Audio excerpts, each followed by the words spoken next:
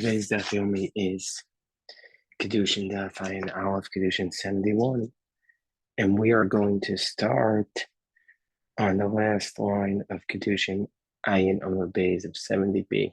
So daf yomi tells us that Amar Rabbi Chama bar Chanina Kishakadosh Baruch Hu mitaher shvatim. When Kadosh Baruch Hu is going to be mitaher the tribes, then we're going to say Shiftu Shalevi mitaher Tchila. And Hashem Yisbarach is going to first purify with the lineage the tribe of Levi. He'll first take out the people from the tribe of Levi that are not from the tribe of Levi, as it states in the pasuk, "V'yashav mitzaref u'mitayar kesef," that Hashem Yisbarach will refine the silver and thereby purify it. The tir es b'nei Levi, and that's the conclusion of that part of the pasuk. V'yashav mitzaref u'mitayar kesef, tir es b'nei Levi, v'zikego sam kizahav v'chakesef, and Hashem Yisbarach will refine them like gold and silver. V'yu Hashem magishay mincha b'tzedakah, and they will be for Hashem those who bring the offering with righteousness. So it says Rabbi Shimon Levi, kesef mitayar mamzerim. We know that money, and this is like a pun on words, that it says from this pasuk we're going to learn the idea that money will be something that purifies the mamzerim, will be purifying the bastards, as it says in this pasuk, "V'yashav mitzaref u'mitaher kesef."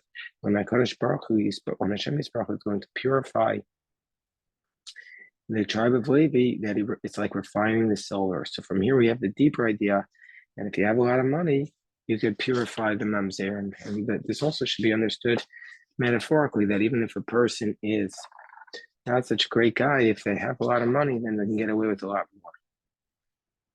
What do we do with the fact that the pasuk says, "My magishay mincha b'tzedakah"? What do we do with the fact that the pasuk says, "Those who bring the mincha with righteousness"? Amar Rabbi Yitzchak, tzedakah asa Kadosh Baruch Hu Yisrael. Hashem Yisbarach did a tremendous tzedakah, tremendous righteousness with the Jewish people. Shem mishpacha shenitma'a nitma'a. That this is taking a different approach.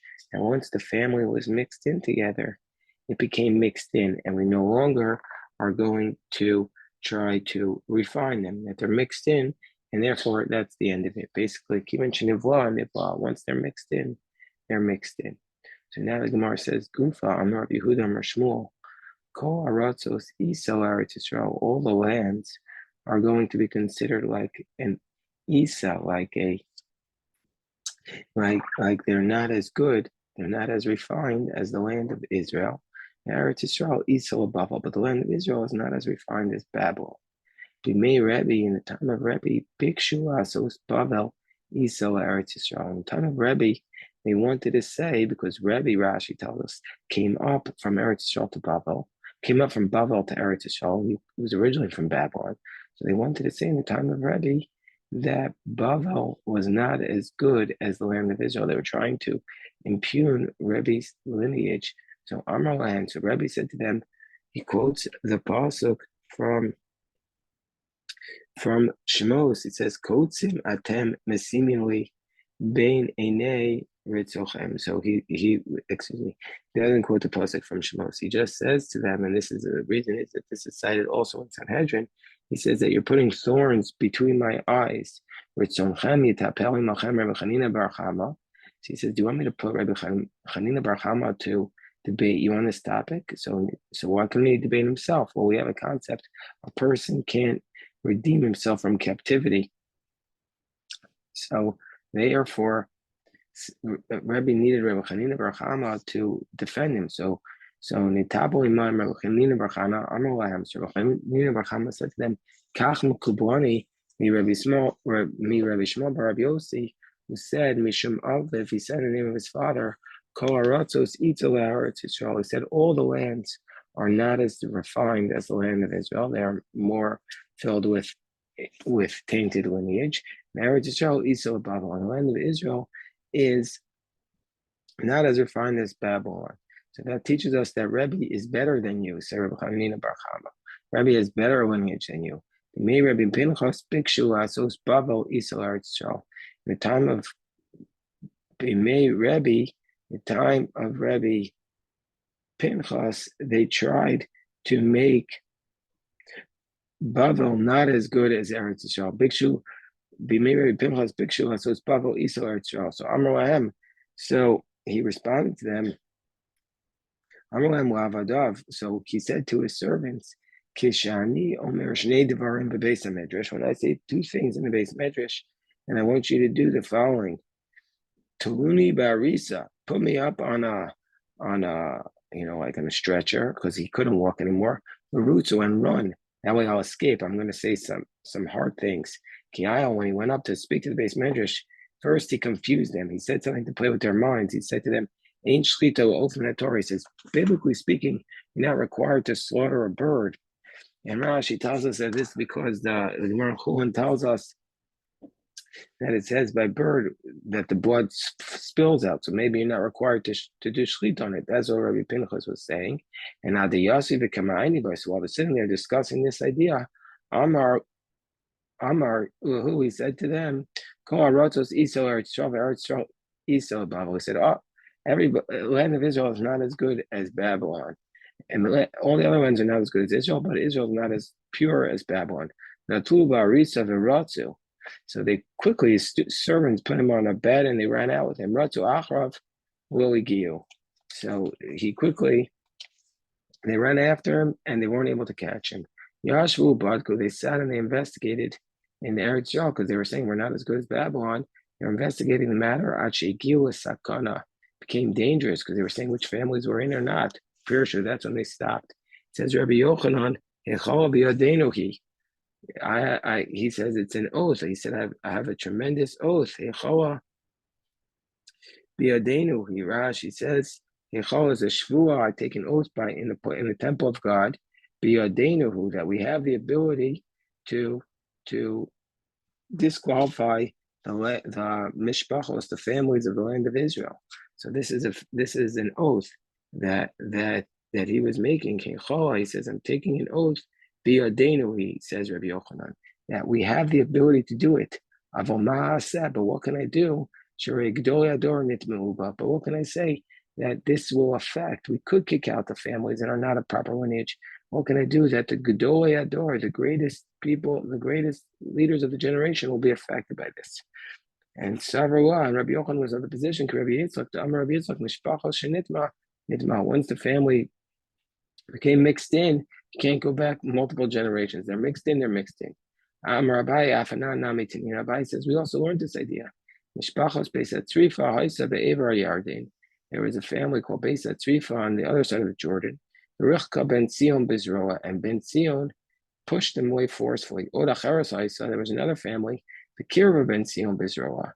And Ben Zion brought them close forcefully.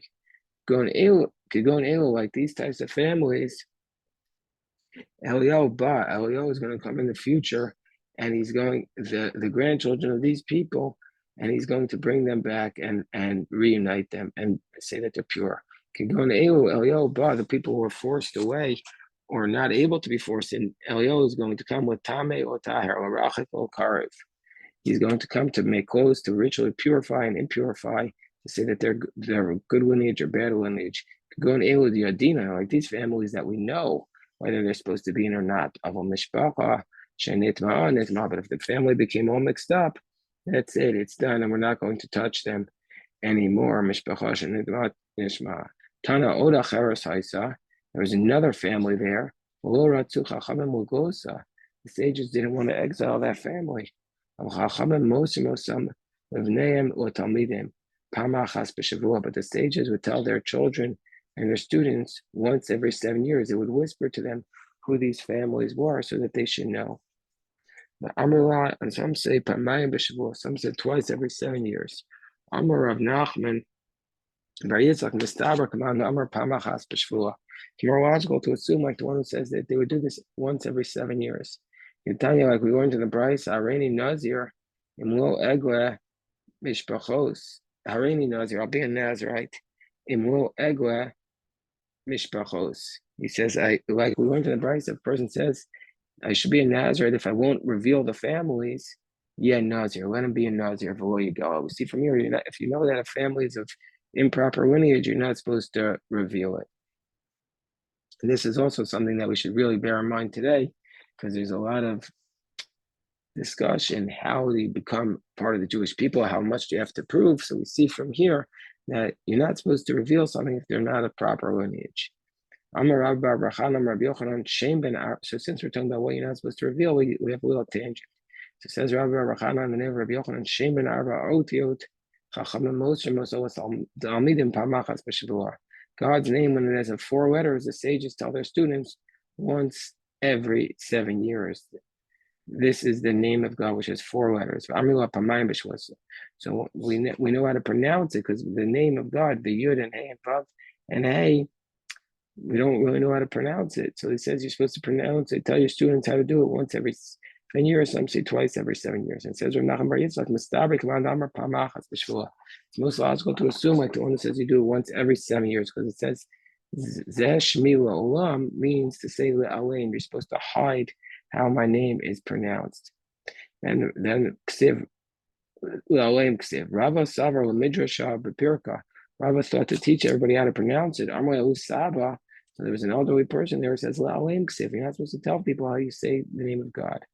Rabbi Avina Rami, he threw 2 verses against each other. Ksiv Zeh Shmi, this is my name. Ksiv Zeh Zichri, this is my remembrance. Amar HaKadosh Baruch Hu, Lo K'shani Nichtav Ani Nikra. The way I'm written should not be the way I'm read. Nichtav Ani B'Yud Hey. I'm written Yud and Hey and Vav and Hey. V'Nikra B'Alaf Ta'al. But the way you pronounce me is Ado.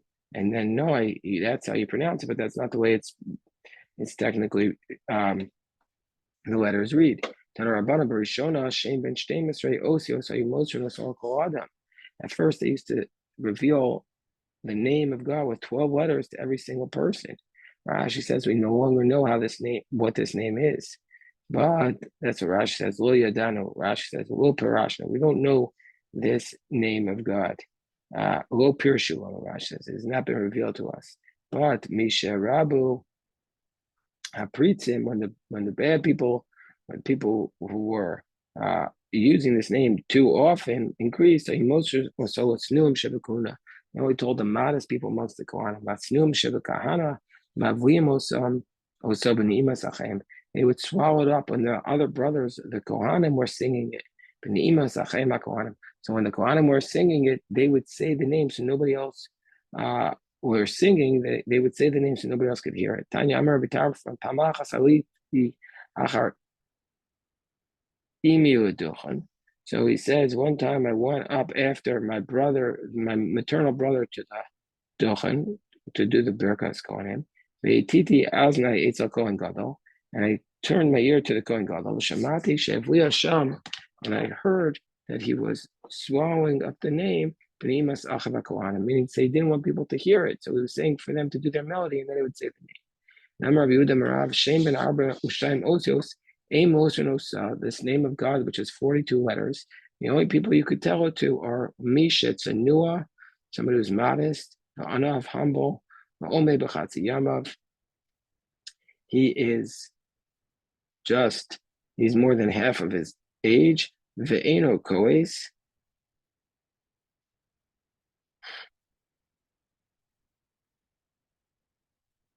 So I just want to point out the Rashi, a very beautiful Rashi. Rashi tells us that Rabbi Tarfon was a Kohen, and there was an incident that we know that he was a Kohen because he once betrothed 300 women when it was a time of a hunger, just so that he could feed them the truma. So, okay, back to what we were teaching. He says, back to the Gemara. Who do you give this 42-letter name of God to? Somebody who's humble, who's mature, Eno Kohes, he doesn't get angry, Eno Mishtaker, doesn't get drunk, Eno Mamid Al Midosav. He doesn't. He's not Mamid Al Midosav. Rashi says he doesn't guard anger to basically take revenge. He has to know it and know how to be careful. Mashamra B'Ta'ara, know how to guard it in impurity. Olav Umawa, he's loved by above. The Nechman Lamata, and he is loved also below by people.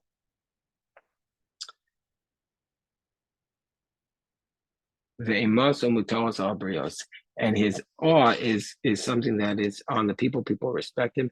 And he really is somebody who inherits both worlds, this world and the world to come. And Amar Shmuel Mishmei, the Saba, and Shmuel said in the name of an elder, Bavel b'chazkas kshero medis.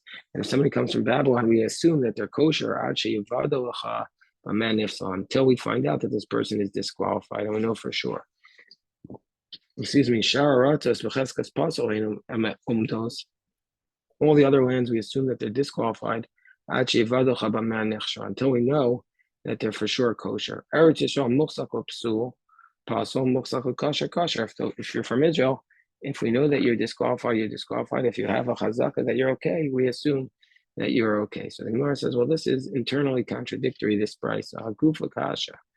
First of all, what Shmuel is saying, this teaching, Amr's muchzak psul psul, that you're saying that if you come from that it says the other lands, if you know that you're apostle, then we're going to say it's apostle, which implies hastama kosher, which implies that if you don't know if you have just a stam person without any, the default is that it's kosher.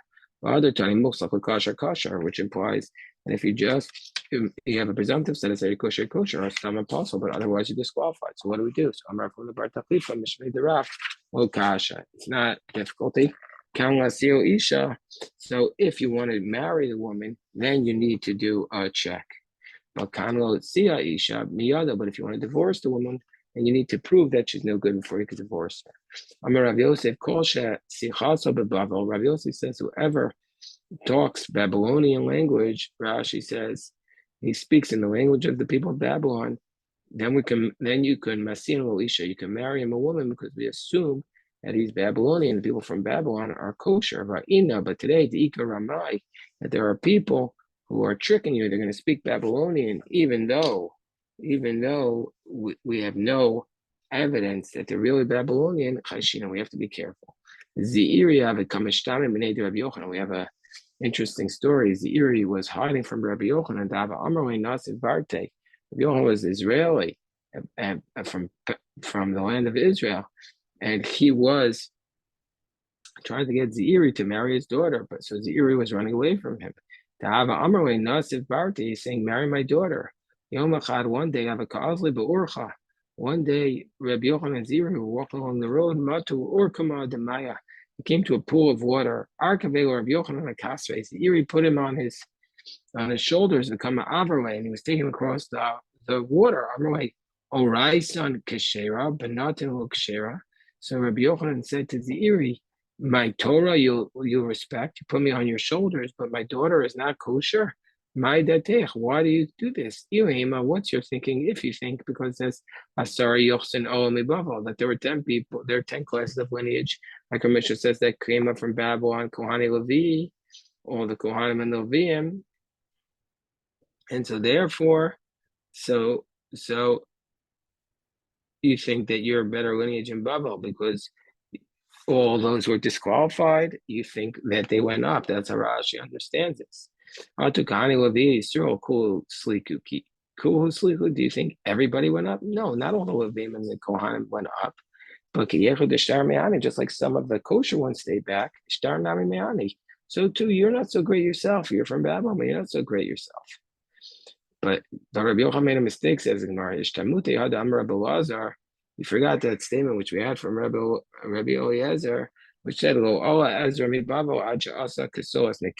Ezra didn't leave Babylon until he took out all the people who were not really had good yichus. And only then did he go up.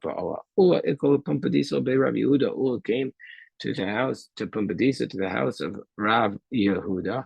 Chazil Rav Yitzchak, parade Rav Yehuda, the Gadol V'Anas, he saw Rav Yitzchak, son of Rav Yehuda, was marriageable age and he wasn't getting married. He said, my time will come on.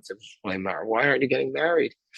Why aren't you marrying it? It's a celebrate. Why aren't you marrying somebody to your son? He said, how would I know where to find a wife? I'm concerned about the lineage. He says, do you think we would know? Do you think we would know from where to get a wife? So that's what he responded. that said to Rabbi Yehuda, you think you know where to get a wife? You think how are you trusting anybody? Dilma mehanach tachsev. Maybe you're taking a wife from the people whom it said Rahman al-Tzlan Nashim B'Tzion Inu Besuos Bar Yehuda. Maybe your wife is coming from one of the women who were assaulted, as it's stated in the book of Eicha. And if you want to say that the idolaters and the slaves are with the Jewish girl, the offspring is kosher, maybe it's from the adulterous women, Rahman al-Tzlan. Those who sleep on the beds of ivory, and their beds are filled with putrid drops. This refers to those people who urinate before they're naked before their beds. And Rabbi Avodah says that can't be that's what it means. You think that because of just the fact that urinated naked before their beds, that they were exiled, that mishum de mashtin mayim, because they urinate bifnei mitosei marumim yiglu b'rosh kolim, because they urinate naked in front of their beds. That's why they're exiled. That's not the worst crime of all. And not only they're exiled at the front. These refer to the people. These refer to the people who eat and drink with each other, and they eat and drink together, and they then combine their beds, and they exchange their wives, and then they mess up their beds with putrid drops, which are not their own. So he says to him, what should we do? So Rabbi Yehuda said to how should we pick a wife? So he says, Zil Basar Shtikusa, go look for a family that's known for its silence. These are the people of Eretz Yisrael used to check. When two people would fight with each other, they would see which one is the one who gave in first, who was the most quiet first. And they would say, this is the best one. Amarav Shtikusa de Bavel. Rav said the silence of Bavel, that is its yichusa. The best yichus is the silence. That's how you know is the best person.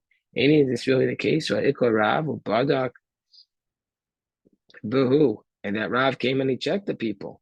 My Rav didn't he check B'Yechusa, didn't he check their lineage? No, B'Shtikusa, he checked who was the most silent, who had the best midos. We see after the Gemara, this chapter of Asara Yochsen, talking about lineage, we see from here that the Gemara is saying, what's the best lineage of all? Your attributes, the way you act, the way you conduct yourselves. B'Shtikusa. That's the best attribute.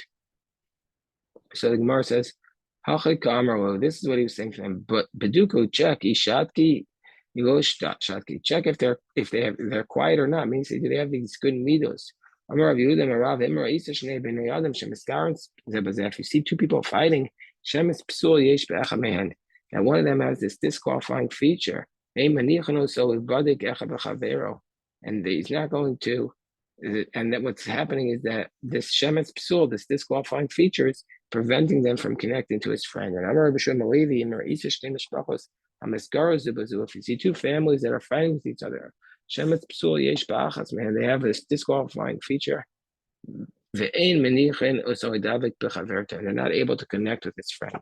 Amar Papa Sal, which made the Rav the whole Bavel Bria.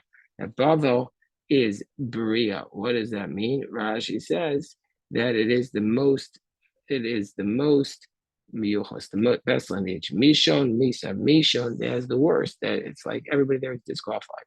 Midai, Cholam, the place of Modai is sick. Most of them are good, but some are not. Elam, the place of Elam is Goseses. Most are bad, Rashi says, but some are good. Mabe Cholam and Gosin. There's a difference between a sick person and a Goses. A Goses is somebody who is on their deathbed. So the difference is Rov Cholam Chaim, that most who are sick will live, but Rov Goses and most who are Goses, somebody near death, will die. Ad Hechan Hi Bavel. So now the Gemara gives us what's the borders of Babylon. Rav says Ad Nahar Azek. That's the border. Shmuel says Ad Moshchini. Hello, Moshchini, but Moshchini is not included. Amar Rabbi Bar Abba, is it really the case? Amar Shmuel Moshchini Arei Kigol Yosin. And Moshchini is like the exile for Yosin, meaning to say that it's like Babylon. Ela ad moshchani u'moshchani beklal. Moshchani is included. But tachtes bedigo ad hecha. At the lower part of the Euphrates, where does it go to? Babylon, Amar Shmuel, ad apamya deta, until the apamya tatai. So Gemara says, but there are tarti apamya, and there are two apamya. Apamya is like a mouth, so there are two mouths. So the Gemara says, chadi litel, chadi tetai. One's the upper, one's the lower, and it goes all the way to the bottom. Chadi ksher, chadi psul. One's okay, one's disqualified. Bein chadol chada parsa. Between the two of them is a parsa. They call kapti adadi, and they don't get along. They don't allow each other to intermarry between the two. Not feel neuro emotionally. They don't even lend a flame to each other. I feel neuro emotionally adadi, because they don't even lend a flame, because you might come to then start intermarrying between the two places. The simanech, and how do you know this? The psulta. How do you know which one's no good? The one who speaks meshanis is no good.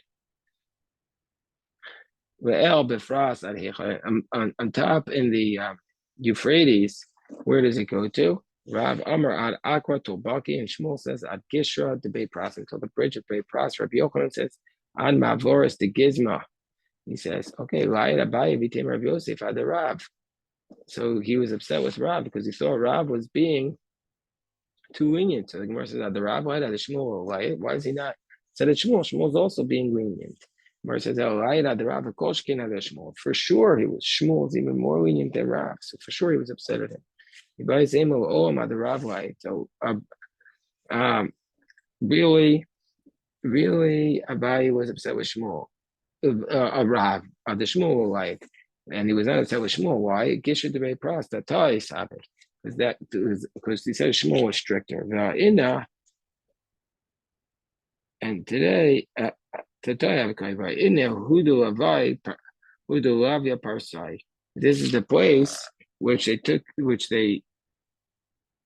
took it from its place and they built it above, and so therefore,